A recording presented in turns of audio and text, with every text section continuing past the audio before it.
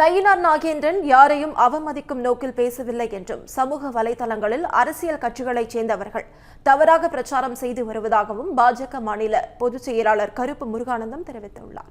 திருவாரூர் மாவட்டம் திருத்துறைப்பூண்டியில் செய்தியாளரிடம் அவர் பேசியதை தற்போது பார்க்கலாம். எங்களுடைய மாநில தலைவரான நயினார் நாகேந்திரன் அவர்களுடைய கருத்து இன்னைக்கு சமூக வலைதளங்கள்லையும் சில அரசியல் கட்சியை சேர்ந்தவர்களாலையும் இன்னைக்கு தவறா பிரச்சாரம் செய்யப்படுது. ஏன்னா நயினார் நாகேந்திரனை பொறுத்த வரைக்கும் யாரையுமே தரக்குறைவா பேசக்கூடியவர் கிடையாது. எல்லாரும் கூடயும் இணக்கமா இருக்கக்கூடியவர். அவருடைய கருத்து முதலமைச்சரையோ, முதலமைச்சருடைய குடும்பத்தையோ, முதலமைச்சருடைய தாயாரையோ தவறா பேசணும் அப்படிங்கிற மாதிரியான கருத்து கிடையாது.